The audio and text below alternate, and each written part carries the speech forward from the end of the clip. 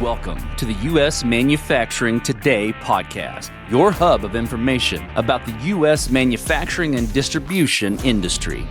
Brought to you by Veryable, the on-demand labor solution revitalizing and optimizing your operation, enabling just-in-time response to demand, more efficient production, and lower cost per unit.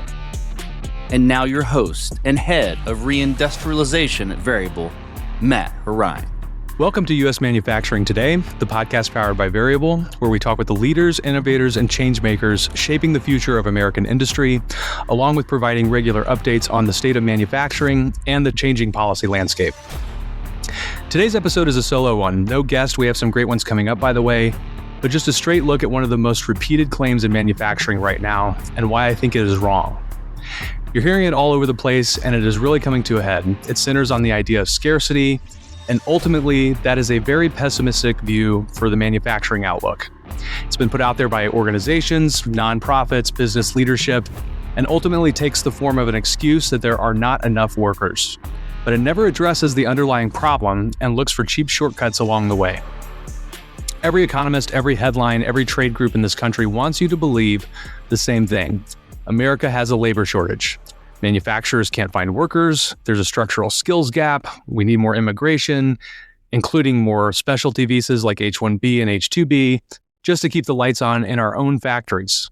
That's the story. That's what funded research is tripling down on across decades of globalization that have had disparate impact, particularly on manufacturing.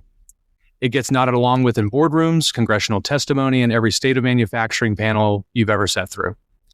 But I don't buy it. And by the time this episode is done today, I hope you won't either, because here's the real headline. There is no labor shortage in America. There's a shortage of incentives. There's a shortage of reward. There's a shortage of ownership on developing an organization's plans to tackle productivity head on and build their organization in the meantime. Ultimately, it is a holding back real growth, not just Excel sheet growth and 0.1% of the GDP, but real growth that leads to economic prosperity for the American worker that weaves its way into communities across the country. It's a big fable told to never address some of the underlying issues that we have caused this issue ourselves. Today, we're going to talk about where that story falls apart, starting with a consistent argument about meritocracy that gets the whole thing backwards, the jobs and wage data behind the shortage narrative, and what this actually means for you if you're running a manufacturing floor right now. And why the fix isn't more imported labor or pointing to labor shortage. It's rethinking how we measure and reward work in the first place. So we'll start with an argument you've probably seen fly by on your timelines or on the news. Something to the effect of, you can be pro-meritocracy or anti-immigration, but you can't be both. The implication being, if you push back on unlimited labor supply, you're against merit. You're against competition. You just don't like a challenge. That framework is a rhetorical trap. Infinity labor arbitrage dressed up as a philosophy lecture. If you don't like it, it just means that you're weak. But here's the problem with that framing. It gets meritocracy backwards. A meritocracy isn't the labor supply is infinite, so the price of labor never has to move. A meritocracy is the market actually paying up when a skill is genuinely scarce. That's the mechanism. That's the entire point of a market. And there's a test for that, a real one. If we truly had a labor shortage, you'd see entry-level welding jobs post at six figures and mid-level and senior-level welding jobs posting in the very high six figures. In a real free market, wages rise until the shortage disappears. That's not really a hot take, it's just how markets work. So there is some suppression there of the labor market in effect. The point of meritocracy must be matched to potential reward. If the reward never shows up, if the wage never actually moves, it was never really a shortage. It was a subsidy for somebody who didn't want to pay up. So now let's get into the numbers, because this isn't just a vibes argument, this is actual data. First, the jobs data itself has a credibility problem, and it's not a small one. You may have seen a stat recently that should stop you cold. Non-farm payrolls have been revised lower in 21 of the last 30 months for a net of over 1 million jobs erased from the record. That's an average of 35,000 jobs a month getting quietly walked back after the fact. Treat those initial prints as artificial stimulant in their own right. They goosed the robust labor market, can't find anybody's story in real time, then got corrected downward only after the narrative had already hardened into conventional wisdom, and nobody bothered to double check. This particularly happened in all of 2024, maybe some of early 2025, to the point the Bureau of Labor Statistics had to revise the way they actually ran the numbers. So that's a little bit of a competency problem. Second, manufacturing wages have barely moved in real terms for over 4 decades. The Economic Policy Institute's numbers show real wage growth for production workers. It's roughly 80% of the workforce, running at just 0.3% a year since 1979. You compare that to 2 full percentage points a year in the decades prior to that. Manufacturing used to carry a real wage premium over other sectors. And that premium has been quietly eroding the entire time. But here's where it gets interesting. Look at where wages actually are moving. The skilled trades, machinists, welders, aircraft structure assemblers, they're seeing real wage acceleration. Some categories are up 7 or 8% over the past year. Meanwhile, general assembly, other roles, the ones that have historically been backfilled with the lowest cost labor possible, they barely budge. And it's not really a coincidence. That's the free market doing exactly what it's supposed to do. It pays up wherever employers actually have to compete for a real scarce skill, and it stays flat elsewhere. Skill scarcity, not headcount scarcity, is what drives a real wage response. So let's talk directly for a second, because I know a lot of you listening are sitting on a floor right now convinced you've got 3 open recs and you can't fill it and there's a labor shortage staring you in the face. Before you accept that diagnosis, ask yourself one question. Are you measuring this by headcount or by output? Because almost every labor shortage complaint I've ever run into turns out to be a utilization problem wearing a headcount costume, something like a wolf in sheep's clothing.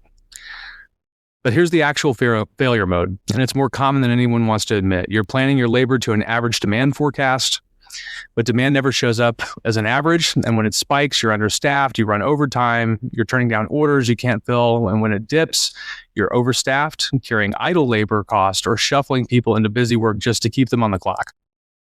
That gap gets misdiagnosed all the time as we can't find workers, when the real problem is we can't flex what we've already got.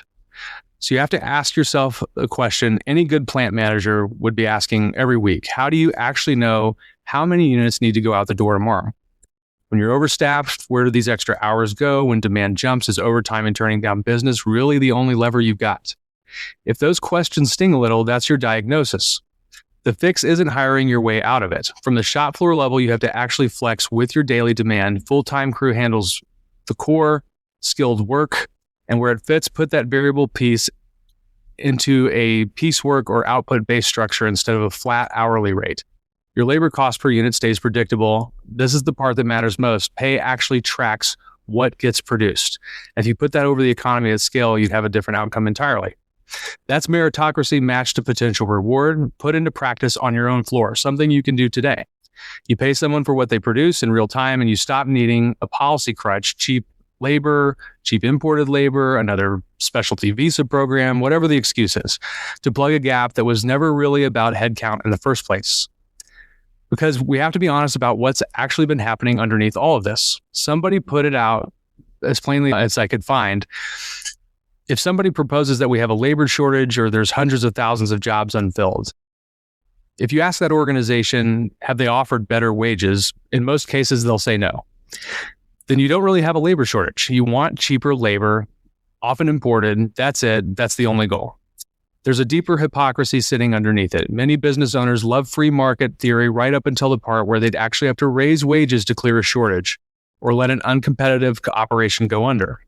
On those 2 points specifically, the instinct isn't compete harder. It's lobby the government for more low-wage labor instead, in whatever form that it comes.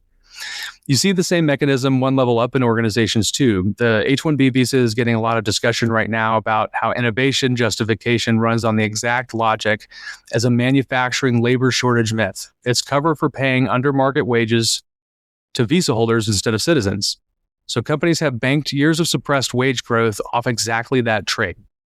I want to be very clear about something here. This isn't some kind of moral panic. It's not really about any individual worker at all or about immigration at large. It's an incentive design problem. When the labor supply can be artificially expanded on demand, the wage signal never has to fire. And the workers who price themselves out get told there's something wrong with them instead of something wrong with the system that never had to pay them what the work was actually worth. Here's the part that should settle the argument because we just ran the experiment in real time.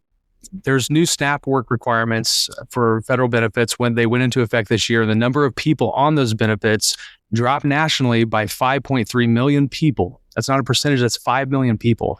If you think about what that number actually means, treat the old system, SNAP without a work requirement, the same way we treated those inflated jobs prints earlier. It was an artificial stimulant. Except instead of propping up a narrative, this one was propping up non-participation in the labor market. You pull that stimulant out and the missing workers everybody swore didn't exist showed up almost overnight. So if wages rise, they are incentivized to participate. That's not a coincidence stacked on top of the wage data from earlier.